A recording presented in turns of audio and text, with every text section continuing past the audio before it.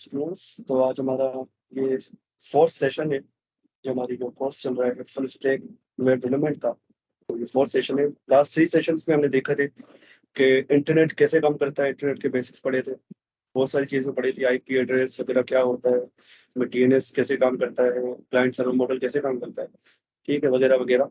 उसके बाद हमने जो है वेब के बेसिक्स पढ़े थे, और जिसमें भी हमने काफी चीजें सीखी थी वेब के बारे में कि web how web works, web है क्या, और इसको किसने इजाद किया था, इसके पीछे क्या क्या टेक्नोलॉजीज काम करती हैं, वगैरह वगैरह।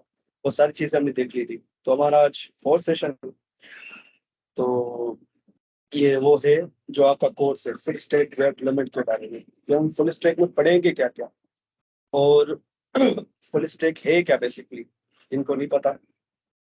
तो ये सेशन आज पूरा फुल स्टैक वेब डेवलपमेंट के बारे में है, ठीक है। और आज के बाद हम फिर प्रैक्टिकल पे आ जाएंगे। ये थ्योरी का मोस्ट प्रोबेबली लास्ट लेक्चर होगा।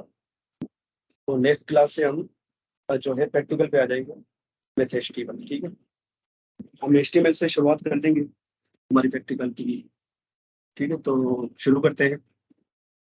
So full stack web development, अगर किसी को पता हो इस बारे में तो आप बता सकते हैं कि फुल स्टैक वेब डेवलपमेंट है क्या, कि अगर आप में से कोई बताना चाहे, किसी को भी थोड़ी सी भी नॉलेज हो इस वाले से, जो आप कोर्स कर रहे हो वो क्यों कर रहे हो।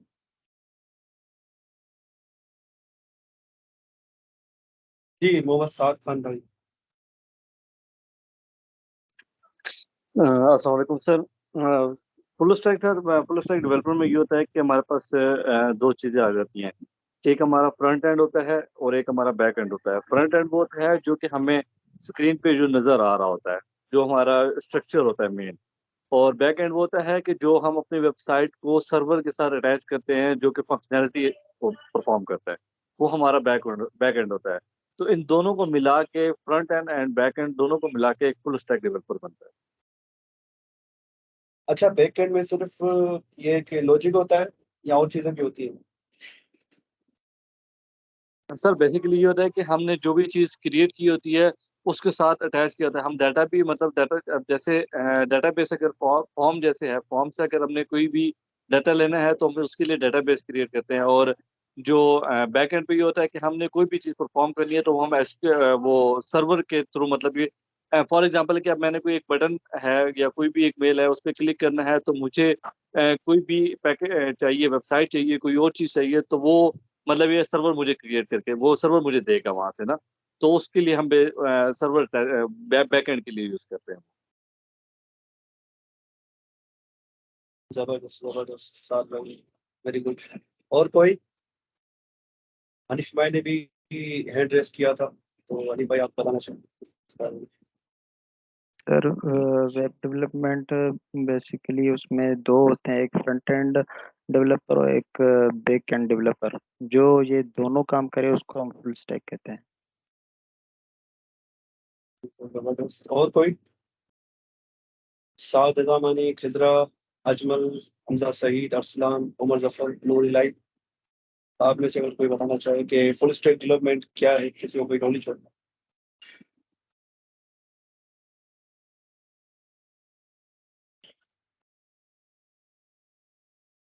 ठीक है, सो नहीं शुरू हमारे। करते हैं। ठीक है ठीक है, मैं बता देता हूँ। इन दोनों ने सही बताया, हनीफ ने और जो हमारे दूसरे भाई थे, उनका नाम है साद भाई, मोहम्मद साद खान भाई। सो शुरू करते हैं। तो यहाँ लिखा हुआ है introduction to full stack web development. तो फुल स्टैक वेब डेवलपमेंट आप यहाँ देख भी रहे हो कि overview of the front end back end database layers, ठीक, understanding the role of full stack developer, skills and tools, ये बता रहे हैं कि क्या क्या चीजें हमें चाहिए हुई। तो मैं बता देता हूँ, फुल स्टैक वेब डेवलपर वो डेवलपर होता है जिसको फ्रंट एंड और बैक एंड दोनों चीजें आती हैं। तो आगे जाके इसको मैं और डिफाइन करूंगा, ठीक है। बस इतना माइंड में रखें कि फ्रंट एंड और बैक एंड का ये चिता हो बंदा, वो कहलाएगा फुल स्टैक डेवलपर। उसमें क्या क्या टूल्स चाहिए होते हैं वो आगे देखेंगे, ठीक है। इससे पहले आपको पता होना चाहिए क्या, HTML CSS जावास्क्रिप्ट के बारे में। अब ये चीजें क्या है सॉरी, ये चीजें क्या है, ये लैंग्वेजेस है, ठीक है। HTML, ये तीनों वेब की बहुत ही मोस्ट इंपॉर्टेंट लैंग्वेजेस है, जिनसे हमारी वेब आज चल रही है, जिनकी वजह से हमारी वेब आज चल रही है। वो कौन कौन सी लैंग्वेजेस है? वो एक HTML, एक CSS, एक जावास्क्रिप्ट। तो HTML क्या है? HTML एक स्ट्रक्चर बनाने की लैंग्वेज है। जैसे इंसान का स्केलेटन होता है, ढांचा होता है, उसी तरह वेबसाइट का ढांचा ये HTML बनाता है, हाइपर टेक्स्ट मार्कअप लैंग्वेज, जिसको हम कल स्टार्ट करने वाले हैं। तो वेबसाइट का ढांचा कौन बनाती है? वो ये बनाती है। और उस पर मेकअप शेकअप अगर आपको करना हो, खूबसूरत बनाना हो, तो उसके लिए हम CSS का यूज करते हैं। और उसमें अगर दिमाग लगा दे, उसमें हम काबिलियत कर दें कि भाई अगर मैं एक इस चीज पे अगर ऐसे करूं तो ऐसे हो जाए, मतलब माइंड जैसे इंसान का होता है ना, इंसान ही समझ लो कि इंसान का ढांचा क्या है, वो HTML है। CSS हमारे जो ये खूबसूरती है इंसान की, ठीक है, उसके जो नक्श होते हैं, तो वो CSS में आप देख लेते हो। और इसका दिमाग वो जावास्क्रिप्ट में आप उसको काउंट कर सकते हो, ठीक है। पर सबसे ज्यादा फोकस जो हमारा इसी लैंग्वेज पे होगा, जावास्क्रिप्ट के दिमाग पे, क्योंकि HTML और CSS बहुत आसान है, मतलब इसको आप इजीली सीख जाओगे। पर इसको मास्टर करना थोड़ा मुश्किल है जावास्क्रिप्ट को, क्योंकि इसमें लॉजिक आ जाते हैं, लॉजिक्स आ जाते हैं कि यह चीज अगर आपको कोई टास्क मिले, आप उसको करोगे कैसे, उसमें मतलब दिमाग आपका चलता है फिर। तो इसलिए कहा जाता है कि थोड़ी जो ये ना मुश्किल है। ये प्रोग्रामिंग लैंग्वेज में काउंट होती है, ये दोनों चीजें प्रोग्रामिंग लैंग्वेज में काउंट नहीं होती है। प्रोग्रामिंग लैंग्वेज क्या है वो हम सीखेंगे, ठीक। सीखेंगे, मैं आपको अभी बताता हूँ। प्रोग्रामिंग लैंग्वेज वो लैंग्वेज होती है जिसमें मतलब आप लॉजिक्स वगैरह लगाते हो, जिसमें आप वैल्यू को स्टोर करके रखते हो, उसमें लॉजिक लगाते हो इफ एल्स के थ्रू, कि अगर ऐसा हो तो ऐसा हो, ऐसा हो तो ऐसा हो। मतलब इसका पर्पस ये होता है कि कंप्यूटर को इंस्ट्रक्शन देना, ठीक है। कंप्यूटर को इंस्ट्रक्शन देना कि कंप्यूटर करे क्या। अब कंप्यूटर को बोलो कि भैया मुझे ये काम करके दो, तो वो हमारी लैंग्वेज तो समझेगा नहीं, वो उर्दू सिंधी इंग्लिश है तो समझता नहीं वो समझता है 0 और 1। तो 0 और 1, अब आप कहोगे क्या जो हम 0 1 में कैसे लिखेंगे इसको, तो वो आपको लिखने की जरूरत नहीं होती, आप सिर्फ इंग्लिश में कोड लिखते हो। कोड हमारा इंग्लिश में लिखा होता है। जैसे कि अगर मैं एग्जांपल दूं, जैसे कि ये console.log हम बहुत ज्यादा यूज कर रहे होते हैं जावास्क्रिप्ट में, ठीक है। हेलो वर्ल्ड, अबे हेलो वर्ल्ड ये शुरुआती प्रोग्राम होता है सारे प्रोग्रामर्स का, ठीक है। हेलो वर्ल्ड कुछ भी नहीं है, बस एक टेक्स्ट है, जो कि अब एक नॉर्म बन चुका है, मतलब ये आम हो चुका है कि हर बिगिनर प्रोग्राम को सबसे पहले यही प्रोग्राम चलाना होता है, हेलो वर्ल्ड, ठीक है। तो हम क्या कह रहे हैं कि भैया यार ये इसको प्रिंट करा दो हमारे कंसोल में। अभी हमारे कंप्यूटर इस लैंग्वेज को समझता नहीं है, ये जावास्क्रिप्ट में लिखा हुआ है। अभी इसके पीछे इसको कन्वर्ट करता है कंपाइलर या इंटरप्रेटर, ठीक है। कंपाइलर इंटरप्रेटर एक ट्रांसलेटर के तौर पे काम करते हैं। जैसे कि आप अगर जर्मनी जाओ, तो अगर आपको किसी जर्मन बंदे से बात करनी है तो इंग्लिश में तो बात नहीं करोगे, उसको इंग्लिश नहीं आती है, तो आप उससे इंग्लिश में तो बात नहीं करोगे ना, आप तो आपको उससे जर्मन जर्मन लैंग्वेज में बात करनी पड़ेगी। तो आप क्या करोगे, एक ऐसे बंदे को लाओगे जिसको इंग्लिश भी आती हो, जर्मन भी आती हो, तो आप उसको बात कहोगे, वो बात जाके उसको कह देगा। तो कंपाइलर और इंटरप्रेटर यही ये काम करते हैं। वो क्या करते हैं कि आप जो कोड लिखते हो उसको कन्वर्ट करते हैं मशीन लैंग्वेज में। मशीन लैंग्वेज, मशीन क्या, कंप्यूटर, जो कंप्यूटर समझ सके, मतलब आपकी लैंग्वेज को उठा के उसको कन्वर्ट करता है 0 1 में, फिर वो कंप्यूटर समझता है, ठीक है। 0 1 0 1 ये लैंग्वेज कंप्यूटर समझता है। तो उसको कन्वर्ट कौन करता है, कंपाइलर और या इंटरप्रेटर। अभी कंपाइलर और इंटरप्रेटर जब हम जावास्क्रिप्ट पढ़ेंगे ना, इसमें मैं आपको समझाऊंगा, क्योंकि जावास्क्रिप्ट प्रोग्रामिंग लैंग्वेज है, ठीक है। HTML CSS ये स्ट्रक्चर बनाने की लैंग्वेज होती है, इनको हम प्रोग्रामिंग लैंग्वेज नहीं बोलते हैं, क्योंकि इनमें लॉजिक्स वगैरह आप नहीं लगा सकते। HTML से बस आगे सीधी साधी लैंग्वेज है, इनके कुछ टैग्स होते हैं, वो आप यूज करते हो, आपका काम उससे हो जाता है, ठीक है।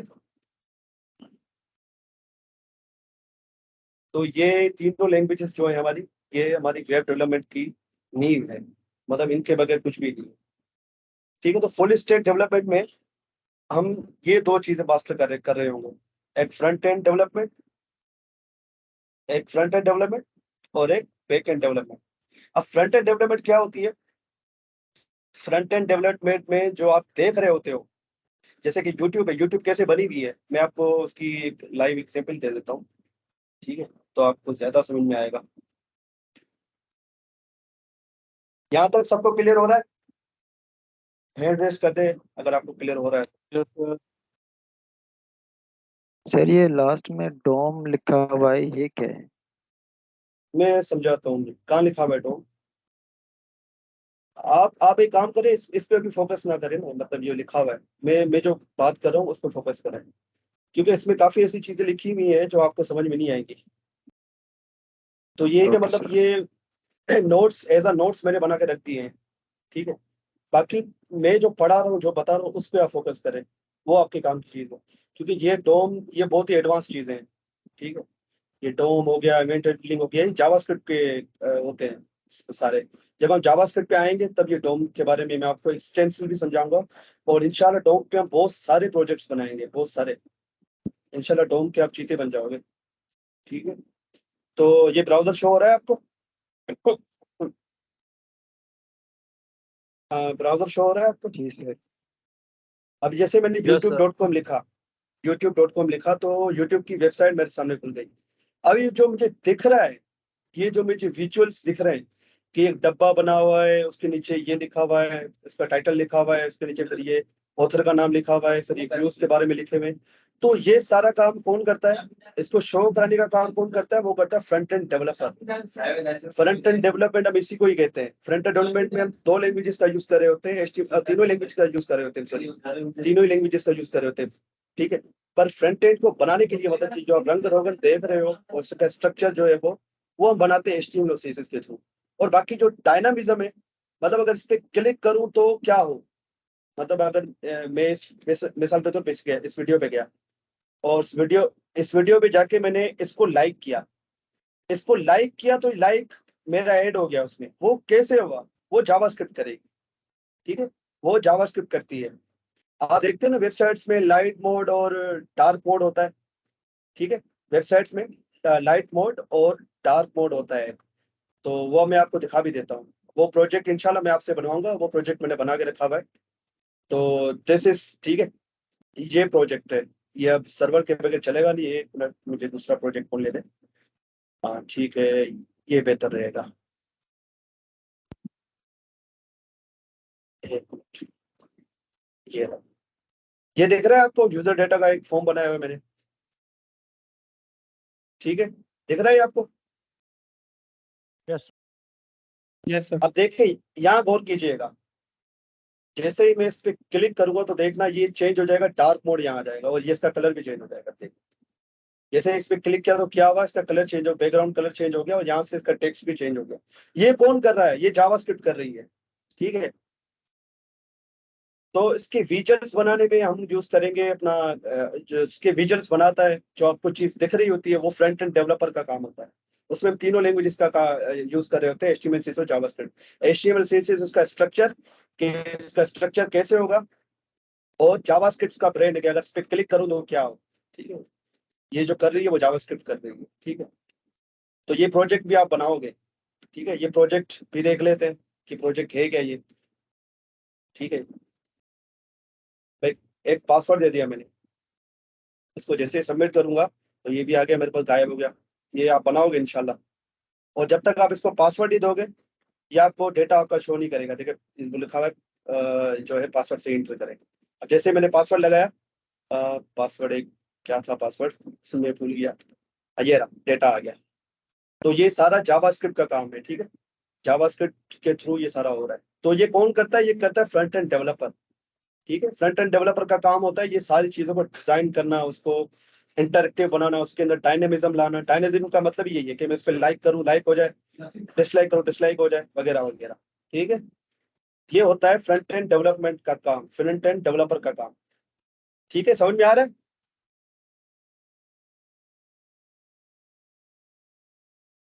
Yes sir. जी, ये फ्रंट एंड डेवलपर क्लियर हुआ आपको? Yes sir. यस। ये ये डेफिनेशन सही है, जो वन लाइन डेफिनेशन है ना, वो थोड़ी ज्यादा थी, उसमें आप कंफ्यूज ना हो जाओ। तो मैं इस पे आ गया हूँ।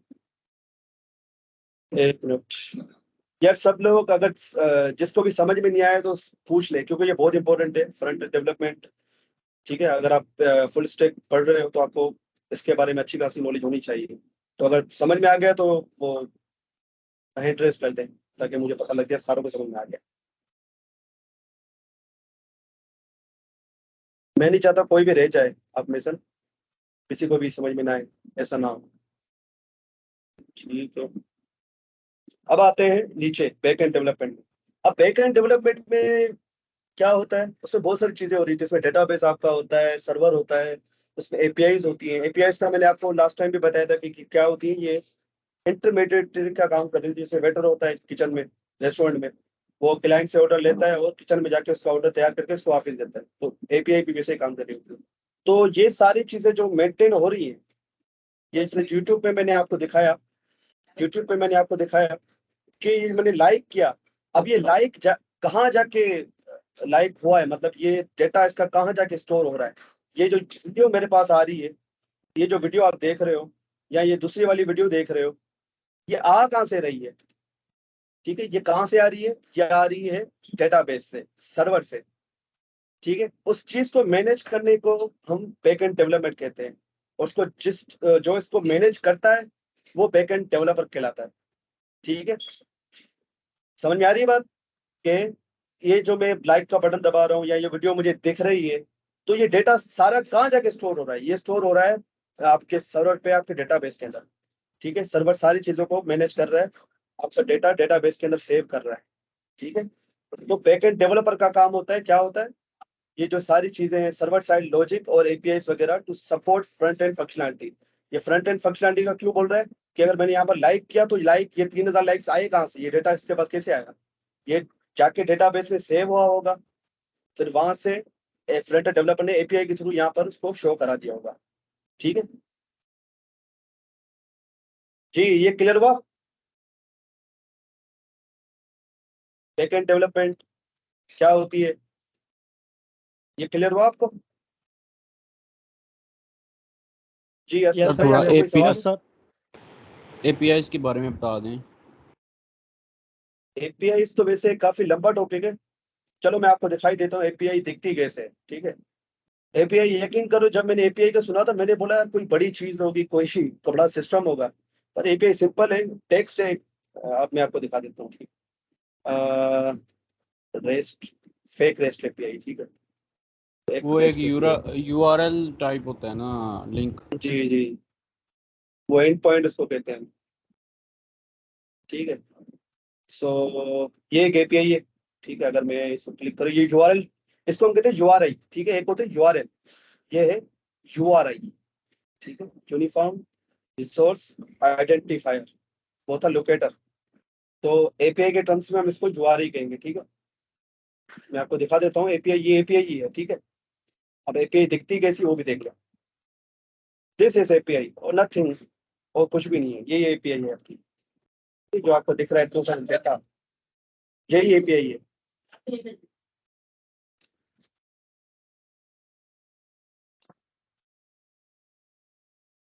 जी, ये क्लियर हुआ आप लोगों को? बैकएंड डेवलपर क्या होता है, उसका काम क्या होता है? सर ये कंप्लीट एपीआई है। एक मिनट में दे दीजिएगा। जी जी, सर वो मैं पूछ रहा था, ये कंप्लीट एपीआई इसी को कहते हैं, ये जो आप दिखा रहे हो इसी को ही चीज। कहते हैं, यही एपीआई, सही यही सही। यही एपीआई। ये जो यूट्यूब पे डेटा आ रहा है ना, इसके पीछे भी एक एपीआई चलती है। ये सारा डेटा एपीआई, आजकल सारा काम ही एपीआई के थ्रू होता है। ठीक है, ऐसी एपीआई आपको कंपनी बना के दे देती है। ठीक है, फिर वहां से आप जावास्क्रिप्ट के थ्रू उसका डेटा निकालते हो। ये जेसन फॉर्मेट में हमारे पास डेटा है। आप जेसन क्या है वो सारी चीजें हम आगे जाके देखेंगे, एडवांस की चीजें, तो उस पर हम नहीं जाते वरना बच्चे कंफ्यूज हो जाएंगे। ठीक है, ये सारा जावास्क्रिप्ट का लिखा हुआ है, फेच वगैरह, प्रोमिसेस का कॉन्सेप्ट आ जाता है इसमें। ठीक है, तो मैं स्क्रीन को चेंज कर देता हूँ, एक मिनट। यहाँ तक किसी का कोई सवाल तो पूछ ले।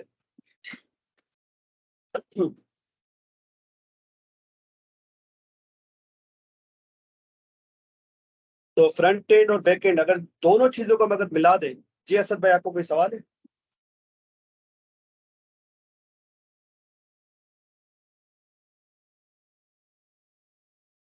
असद भाई ने हैंड रेस किया अभी।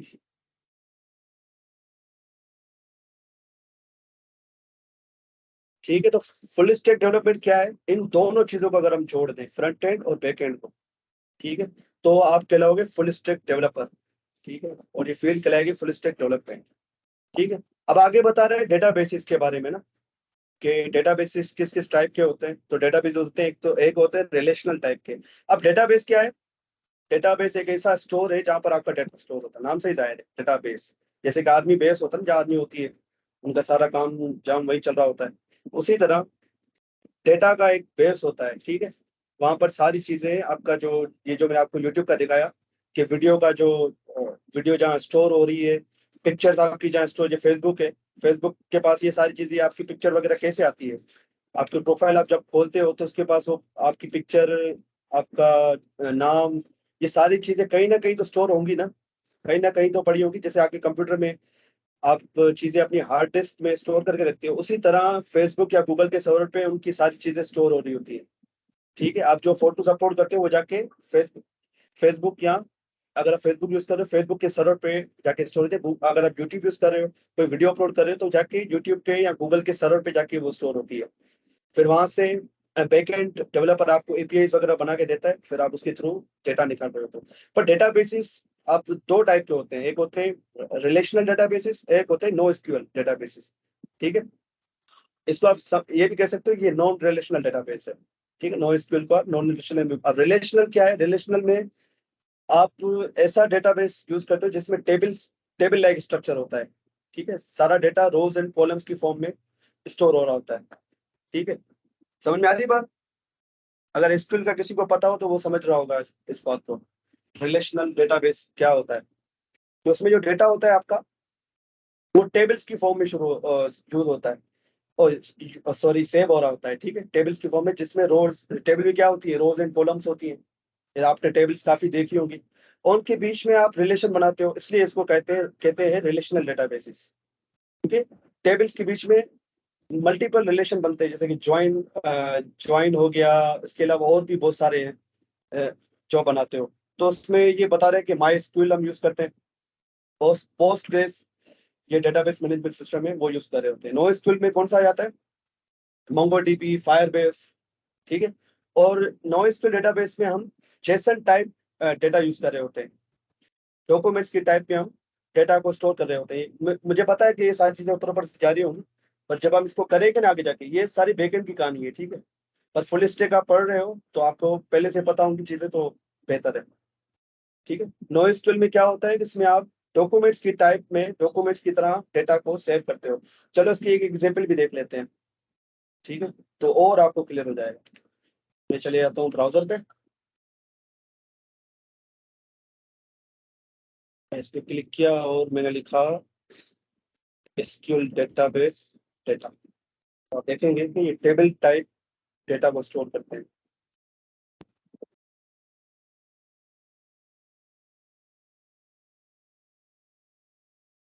ये देखें, ये आपको दिखा रहा है एसक्यूएल के बारे में कि एसक्यूएल का डेटाबेस ऐसा होता है, और ये बीच में जो लाइनें बनी हुई है ये रिलेशन बता रही है कि इस टेबल का इस टेबल से रिलेशन है, इस टेबल, इन दोनों टेबल्स का इस टेबल से रिलेशन है, और वगैरह वगैरह, ये सारे रिलेशन बता रहे हैं, इसलिए इसको रिलेशनल डेटाबेस कहा जाता है। ये टेबल के स्ट्रक्चर में जाके सेव होते हैं डेटाबेस के अंदर, और ये टेबल कुछ इस तरह दिखते हैं। ये देख रहे हो आप, ऐसे दिखते हैं ये अपना हो गए, ये हो गई रोज हॉरिजॉन्टली, और वर्टिकल होगी कॉलम्स, ये कॉलम्स हैं। ठीक है, ये कॉलम्स हैं ये सारी, इसलिए इसको हम टेबल लाइक स्ट्रक्चर बोलते हैं, क्योंकि एक टेबल की फॉर्म में ये डेटा सेव हो रहता है। अब मोंगोडीबी का देख लेते हैं, जो हम पढ़ने वाले हैं, नोएसक्यूएल डेटाबेस, क्योंकि हमारे जो मन का जो कोर्स है उसमें हम एम का जो मतलब है वो है मोंगो। ठीक है, मोंगोडीबी, मोंगोडीबी डॉक्यूमेंट वो कैसा दिखता है, वो कुछ ऐसा दिखता है जेसन के जैसा, जैसे मैंने आपको दिखाया था। एपीआई खोल के दिखाई दे रही मैंने आप लोगों को, तो ये उसके जैसा दिखता है। ये देखिए, नो एसक्यूएल डेटाबेस टाइप्स वगैरह वगैरह लिखा हुआ है, ये कुछ पिक्चर सही नहीं है, तो कुछ सही पिक्चर देख लेते हैं। ये देख लें आप, ऐसे टाइप में एक डेटा हमारा स्टोर होता है, किसमें? मोंगोडीबी के अंदर। और इस कोर्स में मोंगोडीबी पढ़ने वाले हैं। ठीक है, मन में एम जो है वो मोंगो को रिप्रेजेंट करता है, ये देखें स्टूडेंट। ठीक है, ये ऑब्जेक्ट है। अगर आप जावास्क्रिप्ट पे ऑब्जेक्ट को समझ गए तो जेसन और ये आपको समझने में देने लगेगी। ठीक है, इसमें एक आईडी की भी वो टर्म होती है, वो यहाँ पर शो नहीं, आईडी की एक फील्ड होती है, वो उसमें है नहीं। ठीक है, तो डेटा कुछ इस तरह सेव हो रहा होता है, डॉक्यूमेंट, ये डॉक्यूमेंट की टाइप में एक डेटा सेव हो रहा होता है हमारा मोंगोडीबी के अंदर, जो नोएसक्यूएल डेटाबेस होता है।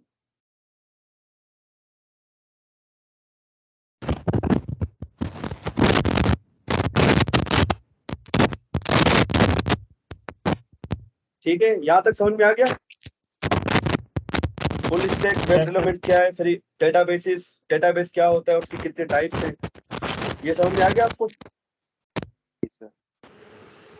इसके बाद आते हैं ऑथेंटिकेशन एंड ऑथराइजेशन। ये भी बैकएंड का ही वो है, कॉन्सेप्ट है। इसमें हम टोकन्स का यूज कर रहे होते हैं, जैसे कुकीज का मैंने आपको बताया था, ठीक है ना, कि वो सर्वर को एक कुकी बेचता है वगैरह, सर्वर आपको एक कुकी बेचता है, ठीक है।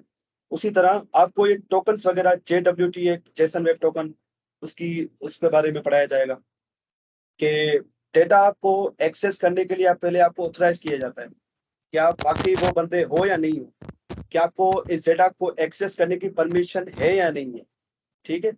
उसके लिए ये हम ऑथेंटिकेशन और ऑथराइजेशन कर रहे होते हैं। जैसे कि हमारा पासवर्ड होता है, ठीक है, जैसे आप लॉगिन करते हो तो आपको एक टोकन मिल जाता है, ताकि वो, क्योंकि HTTP का मैंने आपको बताया था, वो स्टेटलेस प्रोटोकॉल होता है, वो भूल जाता है, ठीक है। याद है ना जो मैंने लास्ट क्लास में पढ़ाया था HTTP के बारे में, याद है सबको या भूल गए?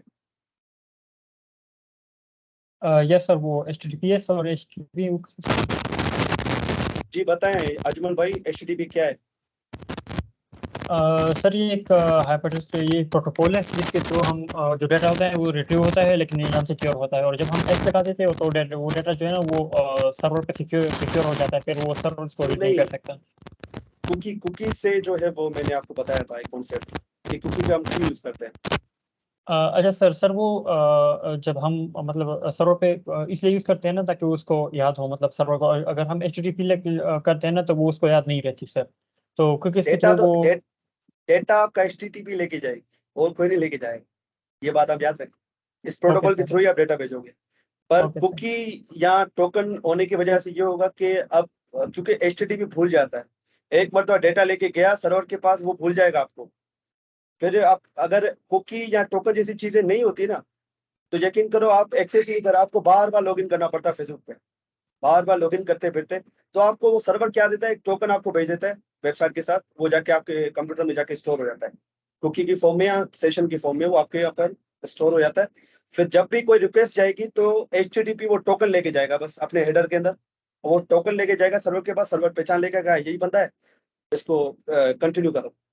तो आपको बाद में फिर लॉगिन करने की नीड नहीं पड़ेगी। तो वो जाके आगे जाके पढ़ेंगे जेसन वेब टोकन कैसे काम करता है वगैरह वगैरह, JWT। इसके बाद वेब एप्लीकेशन सिक्योरिटी के लिए हम क्या क्या मेयर्स यूज करते हैं, जैसे कि कल मैंने आपको बताया था, परसों बताया था XSS के बारे में, क्रॉस साइट स्क्रिप्टिंग जो अटैक होता है। उसी तरह के और भी बहुत सारे अटैक्स होते हैं जो हमारे वेबसाइट्स पे हो रहे होते हैं, जैसे कि SQL इंजेक्शन हो गया। XSS के बारे में कोई बताएगा? लास्ट क्लास में पढ़ा था हमने, थोड़ा रिवीजन भी हो जाए ना। क्रॉस साइट स्क्रिप्टिंग के बारे में बताएं जी, जिसने लेक्चर लिया होगा उसको 100% ये सब चीज समझ में आ गई होगी।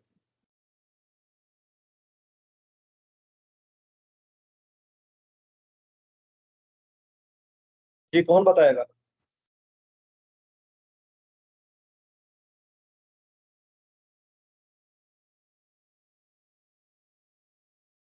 अजमल भाई, खिजरा, हनीफ, साद, हमजा भाई, अरसलान, नूर इलाई, असद, साद, उमर जफर।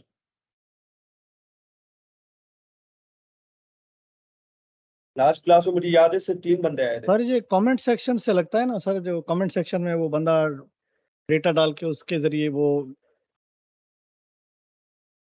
क्या चीज? सर ये एक किस्म का मेलवेयर का अटैक होता है, कमेंट सेक्शन के जरिए लगता है ना सर ये, या नहीं, किसी भी कमेंट तरह। सेक्शन तो मैं नहीं, कमेंट सेक्शन तो मैंने एक हाँ हाँ एग्जांपल दी थी, किसी भी फॉर्म हम इनपुट के थ्रू। कमेंट सेक्शन भी हाँ एक किसी भी फॉर्म ही मतलब है ना। कोई भी चीज ऐसी हो जिसमें बंदा वो इनपुट कर सके वेबसाइट के अंदर। जी जी, वो कोड इनपुट कर सके, ठीक है। जी जी कोड को, जैसे HTML का कोड हो गया, उसमें आपने कोई स्क्रिप्ट डाल के भेज दी, ठीक है, और उसमें आप उस बंदे की सेशन और कुकीज मांग रहे हो, उसमें आप लिखोगे डॉक्यूमेंट और कुकी, उसकी कुकीज आपके पास आ जाएंगी हैकर के पास। कुकीज आ गई तो आपका वो एक्सेस मिल जाएगा उसको सर्वर का। सर्वर को क्या चाहिए, वो कुकी या टोकन चाहिए आपको पहचानने के लिए। आपकी पहचान क्या है, वो कुकी या टोकन है। तो वो ही चलेगी हैकर के पास, तो वो आपके अकाउंट को एक्सेस कर लेगा। सही है। तो अगर ये समझना है आप तो लास्ट लेक्चर वो देखें, उसमें मैंने एक्सटेंसिवली इसके बारे में बताया था, क्योंकि क्या होती है वगैरह वगैरह, इसके बारे में डिस्कशन की थी। आप लोग पता नहीं क्यों देते नहीं क्लास। लास्ट क्लास में सिर्फ 5 बंदे आए थे, बड़ा दुख हुआ था मुझे। अच्छा, सिक्योरिटी का हो गया। इसके बाद वर्जन कंट्रोलिंग हिट और गेटअप, ठीक है, ये क्या होता है इसको देखेंगे हम एक्सटेंसिवली, इसको यूज कर रहे होंगे, ठीक है, इसके बारे में पढ़ेंगे आगे, ठीक है। डिप्लॉयमेंट और डेवऑप्स ये शायद हम नहीं पढ़े, ठीक है, ये डेवऑप की कहानी जो है वो शायद हम नहीं पढ़े।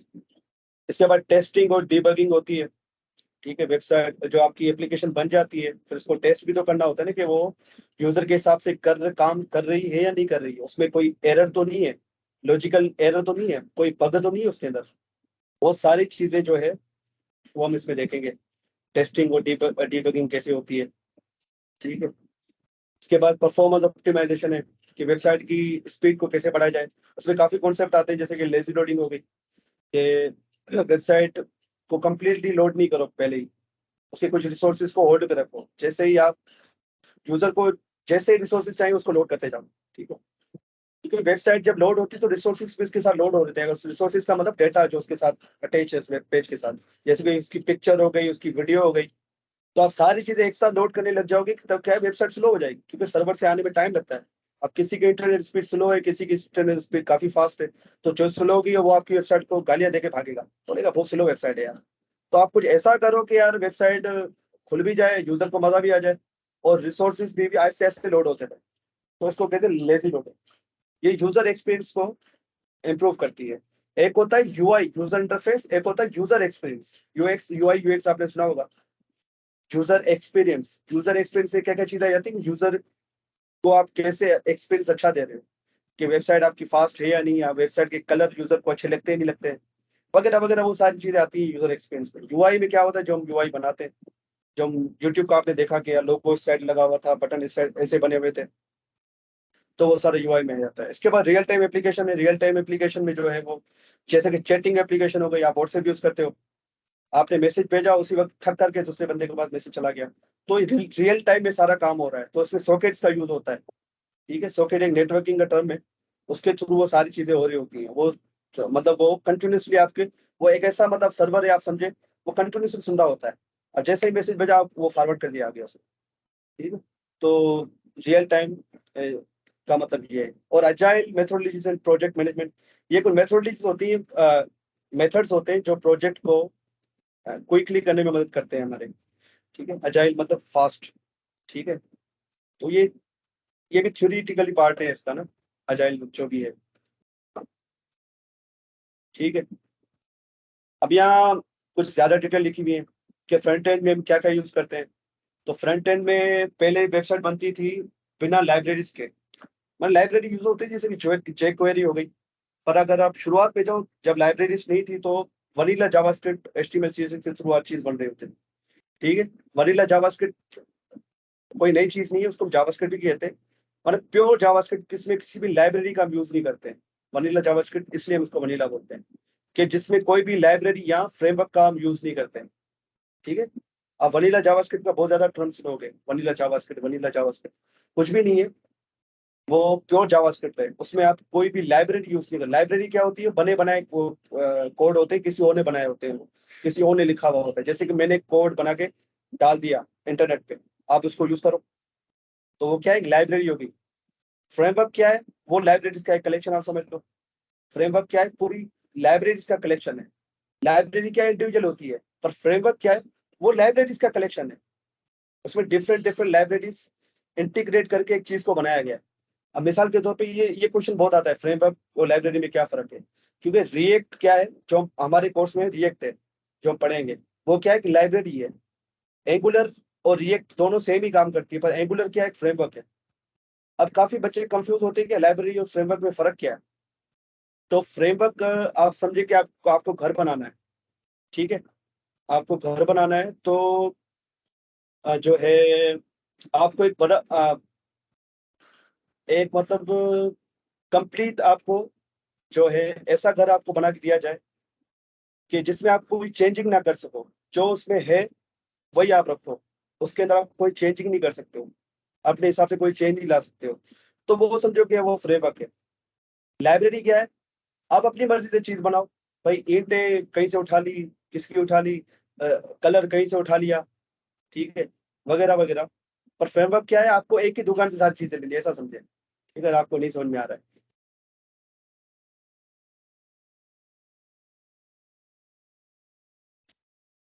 हेलो, सर क्वेश्चन मेरी है। आवाज आ रही थी? यस सर, आपकी मेरी आवाज आती थी। इसको आप थोड़ा और वजाहत से समझाएं, इसको समझ नहीं आई है। मेरा माइक तो फ्रेमवर्क ऑफ था, और फिर अभी मैंने देखा मेरा माइक ऑफ था। नो नो आवाज आ सर, रही थी आवाज ना? जी जी सर, कंटिन्यूस आ रही थी आवाज। सर क्वेश्चन मेरा ये है, सर क्वेश्चन है जी जी, जी जी सर, अब जैसे हमारे पास ये है एक बूटस्ट्रैप है सर, बूटस्ट्रैप लाइब्रेरी है या फ्रेमवर्क है? फ्रेमवर्क है। तो सर फ्रेमवर्क में तो हम बूटस्ट्रैप में तो हम सब चेंजिंग कर लेते हैं ना, अगर हमें अपने किसी भी तरह से कोई चीज चेंजिंग करनी हो तो सर उसका बैकग्राउंड कलर चेंज करना हो या उसके कोई भी सिंटैक्स को चेंज करना हो या कुछ चीज को। नहीं कर सकते ना आप, बूटस्ट्रैप में कैसे करोगे?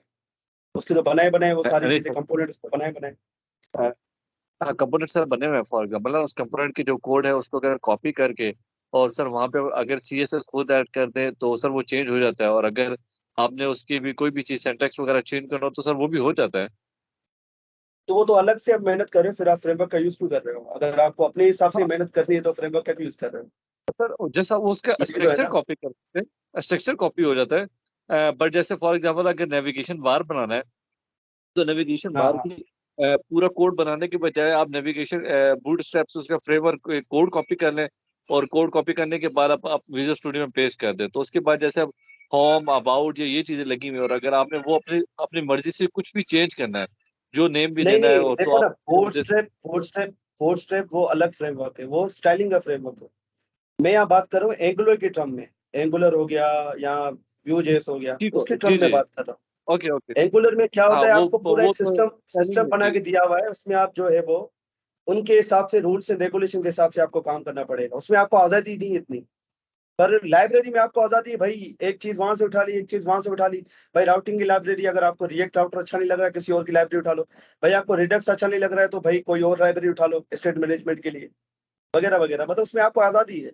पर एंगुलर या फ्रेमवर्क क्या होती है, आपको सारी चीजें खुद से प्रोवाइड करके दे देती है। आपको मतलब उधर उधर भटकने का नहीं पड़ता यार, मुझे ये चीज वहां से उठानी है, ये चीज यहाँ से लेनी है। मतलब आप ऐसा समझो कि आपको बना बनाया पूरा एक कंप्यूटर बना के दे दिया है। जैसे मैं अपनी बात करूं, मुझे अपना सीपीयू खुद बनाने की वो होती है। किसी कंपनी से बना बनाया सीपीयू मुझे अच्छा नहीं लगता है। मैं क्या करता हूँ यार, ग्राफिक कार्ड किसी और दुकान से पकड़ लिया भाई, रैम किसी और कंपनी की पकड़ ली, और एक कंप्यूटर मैंने अपना सीपीयू बना के रख लिया। पर कंपनी की तरफ से बिल्ड हुआ होगा तो सारी कंपनी की चीजें लगी होगी, और उसको फिर आप जो है वो, अगर आप उस पर चेंजिंग करोगे तो वो वैसी परफॉर्मेंस आपको नहीं देगा। तो फ्रेमवर्क को आपको ऐसा समझो कि यार वो बनी बना एक पूरा स्ट्रक्चर है, आपको दे देता है, उसके रूल्स एंड रेगुलेशन के अंदर आपको वो काम करना पड़ता है। पर लाइब्रेरी में आपको सारी छूट है भाई यार, जो करना है करो, अपने हिसाब से यूज करो सारी चीजें। तो अगर आपको ये चीज पसंद नहीं आ रही तो आप ये चीज लगा लो। तो रिएक्ट इन सेंस बहुत आसान है, एंगुलर उसको अगर उसके निस्बत देखा जाए तो। क्योंकि एंगुलर में हम टाइप स्क्रिप्ट का यूज कर रहे होते हैं। टाइप स्क्रिप्ट भी एक कॉन्सेप्ट है यहाँ पर ना। टाइप स्क्रिप्ट काफी लोगों को जो है वो थोड़ी मुश्किल लगती है, पर एंगुलर हमारा टॉपिक है नहीं। बहरहाल हमारा रिएक्ट है तो हम रिएक्ट पे जावास्क्रिप्ट और टाइप स्क्रिप्ट दोनों यूज करेंगे। टाइप स्क्रिप्ट क्या है, ये जावास्क्रिप्ट का सुपर सेट है। तो ये काफी चीजें आपको ऊपर ऊपर से जारी होंगी, पर जब हम इसको करेंगे ना तो इंशाल्लाह आपकी सारी भेजे में चीजें खुल जाएंगी। क्लियर है? फ्रेमवर्क और लाइब्रेरी के बीच में फर्क आपको क्लियर है? Yes sir.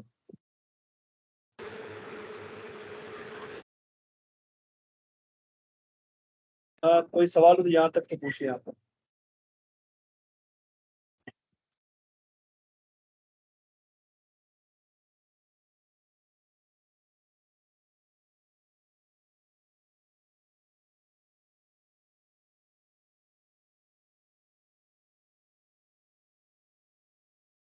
ये सारी डिटेल्स यहाँ लिखी हुई है कि बैकएंड पे हम क्या यूज करेंगे।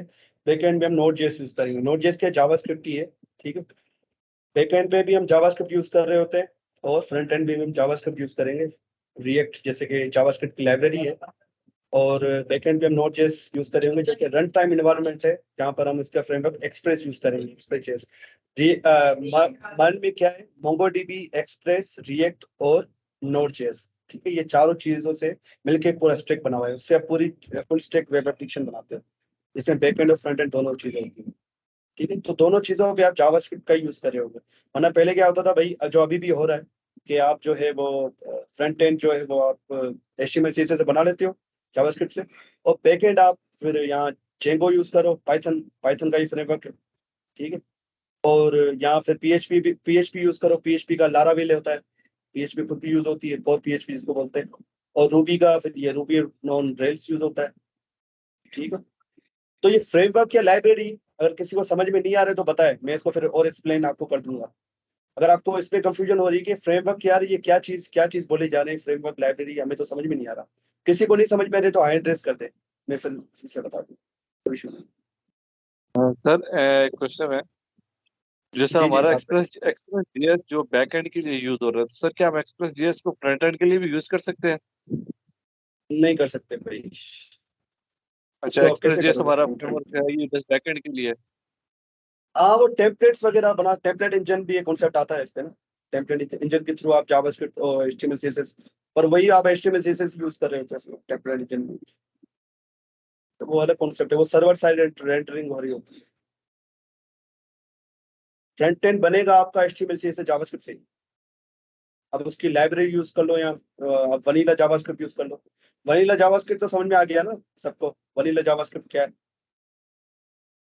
मैं पूछूं? हनीफ भाई बताएं वनीला जावास्क्रिप्ट क्या है। सर उसमें प्योर जावास्क्रिप्ट ही होती है, मतलब उसके और अलावा और जावास्क्रिप्ट से मतलब? सर उस मतलब जावास्क्रिप्ट के अलावा और कुछ नहीं होता। अच्छा ठीक है, नहीं वो तो रिएक्ट जैसे कि लाइब्रेरी है, लाइब्रेरी में आप जावास्क्रिप्ट यूज कर रहे होते हैं, तो फर्क क्या हुआ? सर रिएक्ट जेएस में ये होता है कि हमारे पास HTML प्लस जावास्क्रिप्ट दोनों होती है। नहीं, ये सही आंसर नहीं। वनीला जावास्क्रिप्ट का मतलब ये है कि आप कोई भी लाइब्रेरी का यूज नहीं कर रहे हो, कि बने बने फंक्शंस जो है हम यूज नहीं कर रहे हैं, कि बहुत आसान काम कर दिया है रिएक्ट ने क्या कर दिया है, बहुत ही इजी काम कर दिया है, उसको बताना पड़ता है बस यार ये करो, आपके लिए वो चीज कर देती है। वरना आप अगर वनीला जावास्क्रिप्ट से वो चीज बनाओ ना, तो आपको बहुत सारा कोड लिखना पड़ता है। पहले एलिमेंट को क्रिएट करो, फिर उसके अंदर कंटेंट डालो, फिर उसके अंदर आप जो है अपेंड करो उसके पेरेंट में, फिर जाके वो चीज हमें दिख रही होती है डोम के अंदर। किसी भाई ने डोम का पूछा था, डोम क्या है? डॉक्यूमेंट ऑब्जेक्ट मॉडल है, ये जावास्क्रिप्ट का पार्ट है, जिसमें हम HTML को जो है वो हेर फेर उसकी कर रहे होते हैं HTML के लिए ना, कि HTML में डायनामिज्म कैसे लाते हैं। जैसे मैंने आपको बताया कि लाइक के बटन को मैंने क्लिक किया, तो लाइक का बटन वो पहले उसके ऊपर कलर आ गया था, बैकग्राउंड कलर उसका चेंज हो गया था, और उसका एक काउंटर भी बढ़ गया था। तो वो कैसे हो रहा था? वो जावास्क्रिप्ट कर रही थी डोम के थ्रू, ठीक है। तो डोम यहाँ यूज होती है, और डोम पे हम बहुत सारे प्रोजेक्ट बनाएंगे इंशाल्लाह।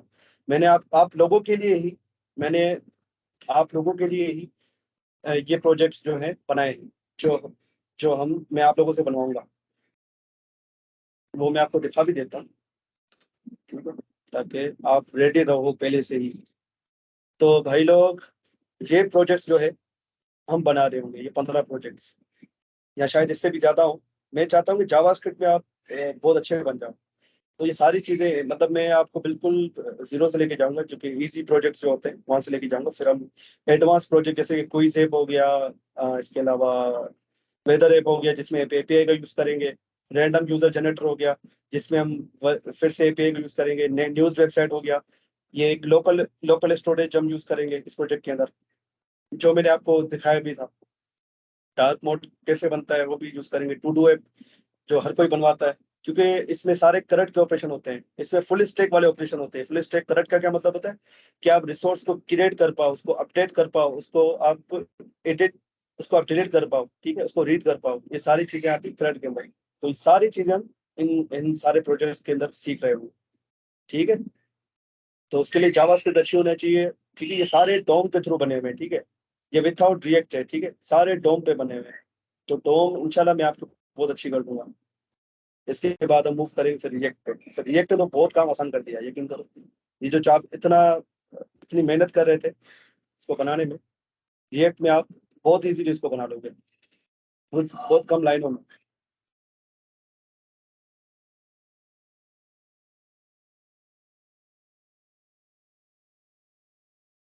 जी, अगर किसी का कोई सवाल तो पूछ लें।